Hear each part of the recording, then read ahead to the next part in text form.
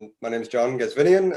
I am Executive Director of the Middle East Center at the University of Pennsylvania, and I'm a historian of US-Iran relations. I've spent the last 12 years or so working on this book.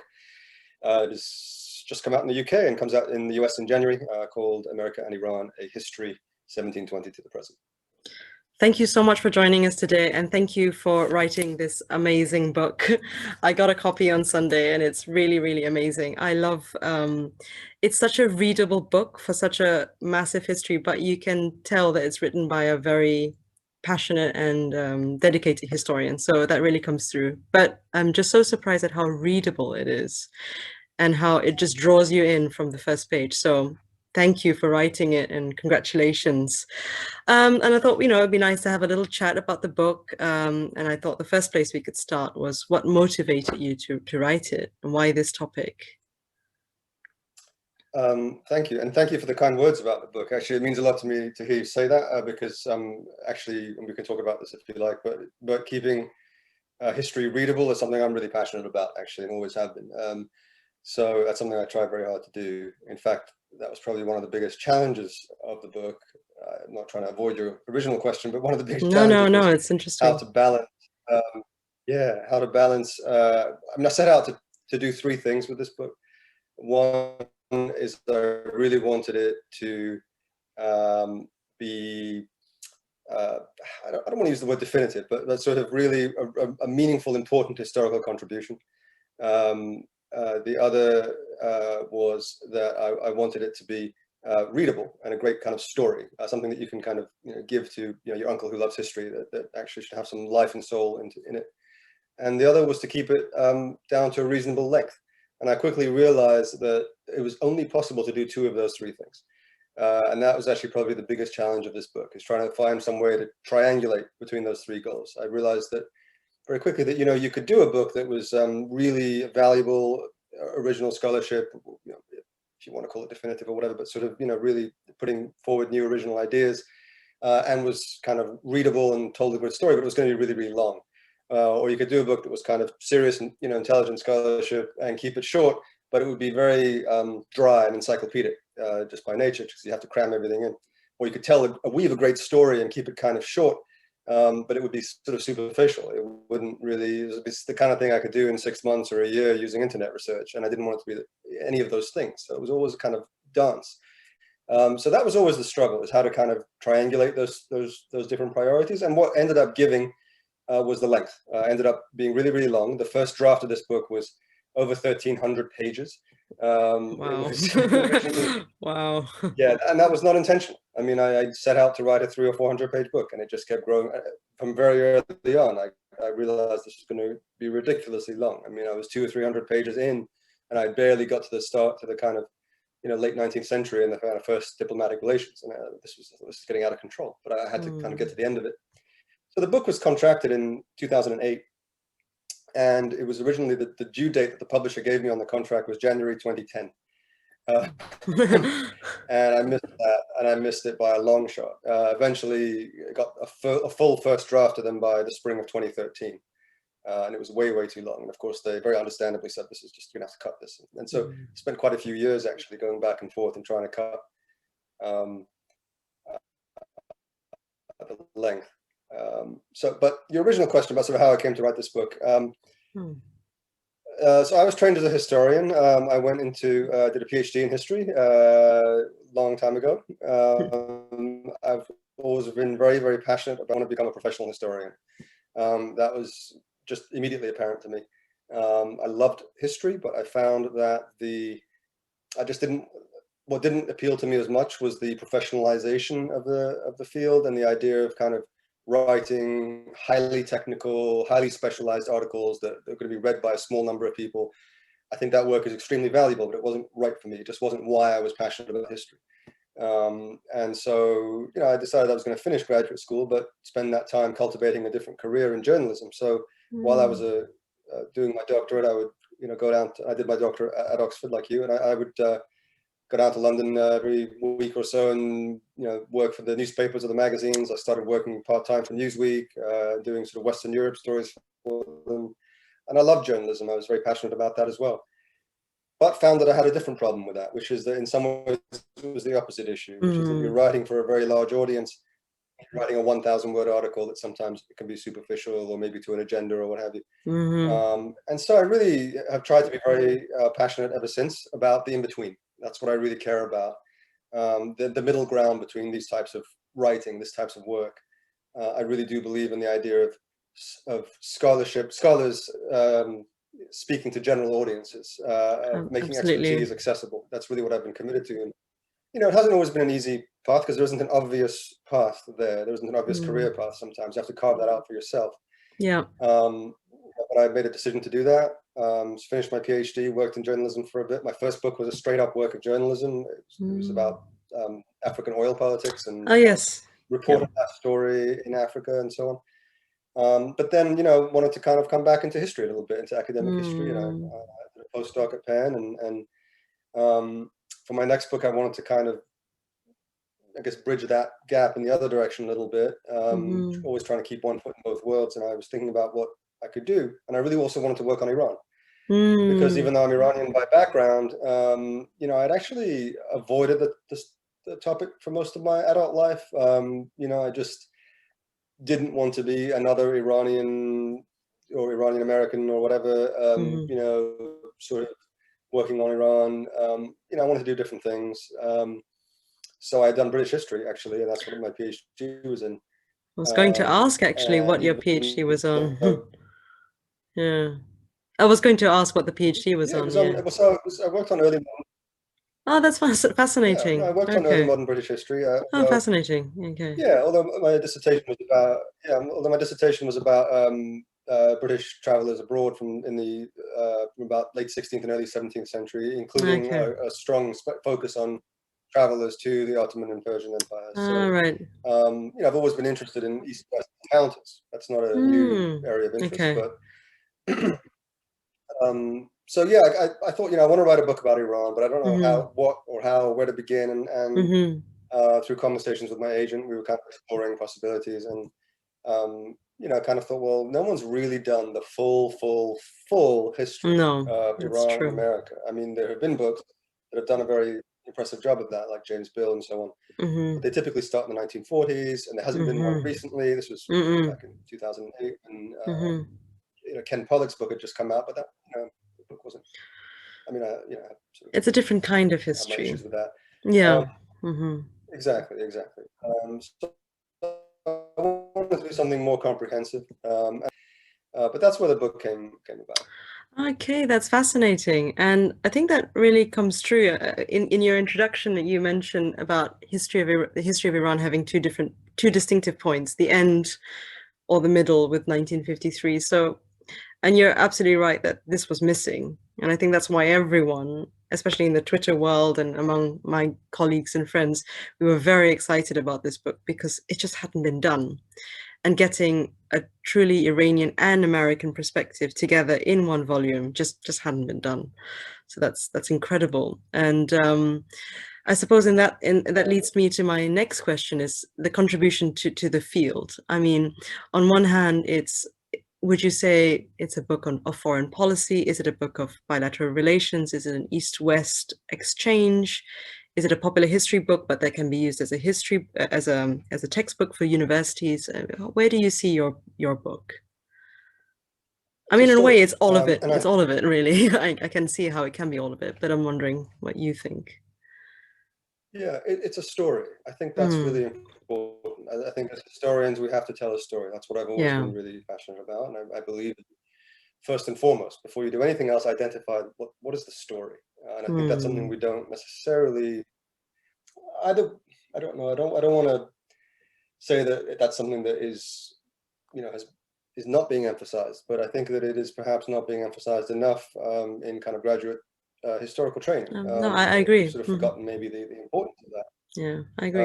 While we're very focused on the intervention and what kinds of gaps in scholarship we're filling, we sometimes forget that history should still be a story. So that was first and foremost what it is. But I think, yeah, largely speaking, it's a book for a general audience, but based on you know, real archival research. I went to Iran 3 times to do work, to do archival research on this, and you know, I believe that if the book is successful, hopefully it will be both a contribution to experts and scholars, filling in gaps that haven't been filled before. Mm-hmm. But also, as I say, a sort of, hopefully kind of cracking story that you can give to people that, like to read history. It should be accessible. It should be an exciting story to read. That's been kind of my priority. And as you say before, I mean, one of the things that was very important to me was that actually I told both sides of the story, because sometimes I do think that there's a tendency to, and very understandable because of the difficulty of accessing sources. Of course. I think, American historians who've told this story using American sources have typically started around 1940, because the assumption that, and this is, I suppose, part of my scholarly intervention here, there's this assumption that because the US is basically an isolationist power before 1940, because it's not really interested in far-flung parts of the world like Persia, like Iran, that don't have strategic interests, that therefore the story simply isn't important before 1940. It just doesn't matter. There is, and I even said this in the book, that, look, in the mid-19th century, for the State Department, Iran was, might as well have been Antarctica. That's correct. But that doesn't mean that the story only starts to become important when America becomes interesting. No, that's true. Has been really left out of this story is that for at least 80 years before 1940, starting in the 1850s, Iran and Iran's successive Iranian government were extremely interested in cultivating closer relations with the United States. That is important, and that's a key part of this. The very first disagreement that Iran and the United States had in the 1850s was because Iran wanted the US more involved in its affairs, and the US didn't want to get involved in Iranian affairs. I mean, the deep, striking irony of that is not going to be lost on anyone who studies Iranian American relations today. Absolutely. But we never talk about that. No. That's interesting, right? Absolutely. The Shah and the Iranian government wanted the US to re-flag Iranian shipping in the Persian Gulf with the stars and stripes in the 1850s to send a message to the British. And the American attitude was, no, we don't want to get involved in entangling alliances. That's not the kind of thing we want. And that is what stalled the first treaty of friendship between Iran and the United States. That was the first disagreement between the two countries, right? That's incredible. That's important. How do we get from there to where we are now? Yeah, that's true. And this was I think this is under Amir Kabir. Is that the period that you look at where Amir Kabir, is he the one who wants the Americans in?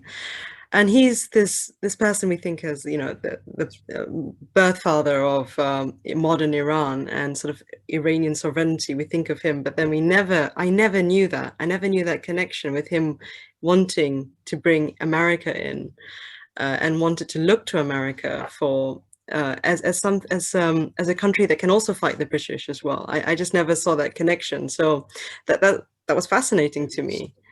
It's fascinating. It's very important. Yeah, it's Amir Kabir who really first puts forward the idea of developing the United States as a potential third force against Russian and British interference. That's where that comes from. But that third force policy continues up until absolutely, with Germany and again the United States. And the United States is always seen as this benevolent third power. I mean, I'm sure I'll come to this in the 20s with the Milspov mission and all that. So it's fascinating. It's a very important story, I think, and also with the missionaries coming in, because it's not just government to government relations that you're looking at. You're looking at sort of people to people as well. Is that right? As much as possible, yeah. I mean, I tried to make this not be a kind of high top-down diplomatic history, although I have to admit that was one of the great challenges, is that cutting and cutting. Yeah. It's perhaps not inevitable, at least the way the book was written, to keep it narrative.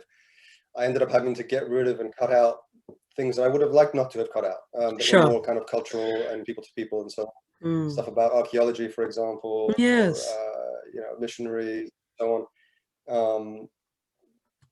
Yeah. Well, maybe you need a second volume. You need a second volume for it. Everything that didn't get into the first one, you need the second one. What was the research journey like? Quite interested to know what that was like. What were your challenges? Was it the archives? Were they challenging? Because you've basically gone into the Iranian archives, which is, for a lot of scholars on Iran, very difficult to get to. What was that like? Yeah, I was. It was very challenging. Although I'm also weirdly, I suppose I was fortunate in a way because I was coming into this in some ways as a kind of hack, as a kind of rank amateur. I didn't have a long history behind me of as a scholar of Iran. So when I went to Iran, and of course, I was born in Iran. Left when I was 1 year old. So um, I have an Iranian passport, so going to Iran wasn't particularly challenging. But I didn't really stick out. It's not like I'm a well-known historian or scholar. I certainly wasn't then. So it was easy to simply show up at archives and say, oh, there's this project that I'm working on. Um, for the most part, working in Iranian archives is not as difficult as I think people might think. Most of Mm-hmm. the archives, the national archives, are pretty easy and straightforward to deal with. The Majlis archives, places like that. The Mm-hmm. only real challenge, and it was a huge challenge, was the Foreign Ministry archives.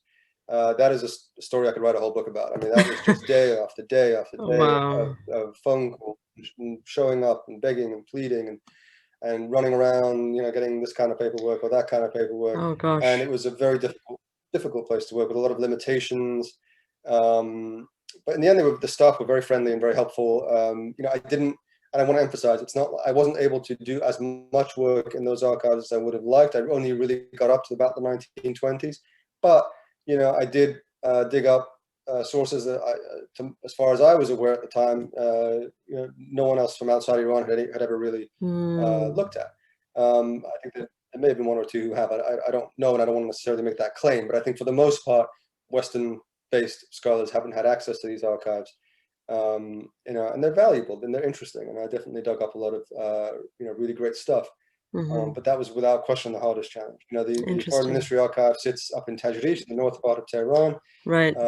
in a really out of the way location in the Mm. what used to be the servants' quarters of the Foreign Ministry's social club that once was built by Ardashir in the 1970s. It's a beautiful Wow. compound. It Mm. used to be tennis courts and swimming pools in the clubhouse and all that kind of stuff.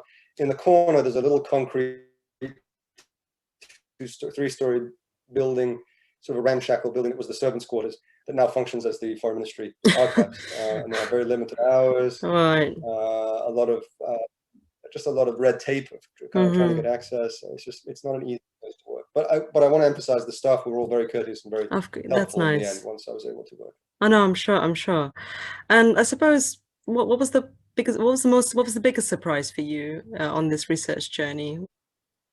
I think the degree to which Iran and the United States had warm, amicable, Mm, mutual feelings towards each other for a mm, very, very long time before 1953. I mean, I think we take that for granted, a lot of us who know this history. true. Um, but the extent of that is pretty striking. It's not a perfect picture, of course, but there was an extraordinary reservoir of mutual admiration and fascination and even idealization Mm-hmm. between the two countries before 1953. I mean, you look during the Schuster period in the United Mm-hmm. States, there was almost a rage for all things Persian. In what Mm-hmm. struck me, for example, telling details like the fact that in the summer of 1951, when I hope it's 51, maybe, yeah, I think it's 51, in the midst of the oil nationalization crisis, when communists and nationalists and royalists are all running around ripping each other's posters off the walls and getting into fistfights on the streets, Yeah, yeah. news comes into Tehran that Samuel Jordan has died. Mm, The Presbyterian missionary who ran our mm. Torah school for so long. The city comes to a standstill for a kind of memorial Wow. to him as people march through the streets, right? That's 1951. It's always striking to me that Mossadegh, one of the last things that he did 2 weeks before he was overthrown, was to write a letter to Eisenhower asking him for help against the British, because he assumed that was the one country that would be able to help him Wow. with what he was dealing with. Right? Just at the very moment that Eisenhower's administration was plotting Mm, his overthrow. Right? Mossadegh was a child of the Constitutional Revolution. He had grown mm, up and come of age during the Woodrow Wilson moment, during during the Schuster mission, mm, during the time when the Wilson administration actually overtly critiqued Britain for not allowing Iran a seat at the table at Versailles. I mean, this was mm, the world that he had grown up in. And even though he mm, was no fan of mill sport, he always mm. phrased his critiques in the language of admiration for the US. He even said, "I'm sure that the American people would not want, someone like this representing them." even Bakhtar Emruz, the great nationalist newspaper that supported Mossadegh in the early 1950s, it's so striking to read their criticism of America. They say it's always couched in this language of this innocent country that doesn't know any better, perhaps. They talk about the Monroe Doctrine and Mark Twain and things like that. And clearly they're new to this international politics thing.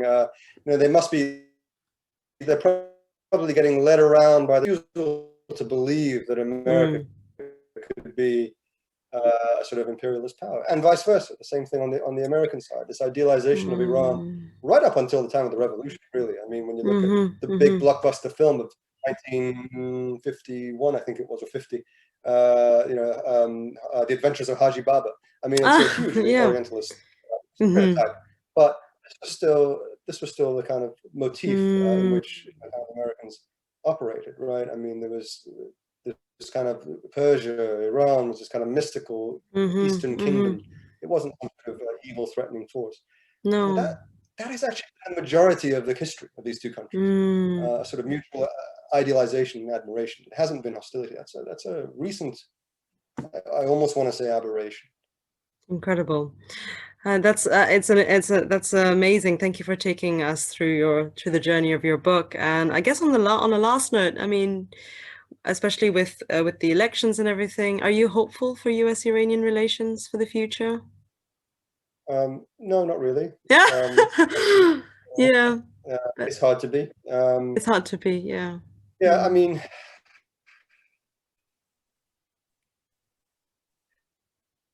I mean, look, Biden will have a very short window to operate before there's a presidential election in Iran. Yeah. But they'll probably go for sort of low-hanging fruit. I don't think it's realistic that there'll be a full return to the JCPOA. Maybe I'm wrong, but that seems too ambitious and too difficult to do within a few months. Yeah, not right now. Maybe anyway. a sort of JCPOA light, where there's a repeal of some sanctions, maybe a repeal of some of Iran's more easily reversible, sort of violations, if you want to call them that, of the JCPOA. But I think we'll go back to a posture of containment. I mean, I've always felt that the debate between Republicans and Democrats on Iran policy is fairly limited and sclerotic. Look, on the one hand, in recent years, it's been regime change versus containment. I think both of those are relatively unambitious ways of looking at things and unimaginative ways of looking at things. But I suspect under the Biden administration, we'll go back to a sort of containment policy. Yeah, we'll see. But I think your book will maybe fill some sort of gap, at least among society, about our ideas of US and Iranian relations. So I think that's a big step in any case. So I'm sure you'll be very proud of that. And I hope you will be. Thank you so much for your time again. Of course. I really appreciate it. I'm grateful to you for the invitation. No, definitely. Thank you.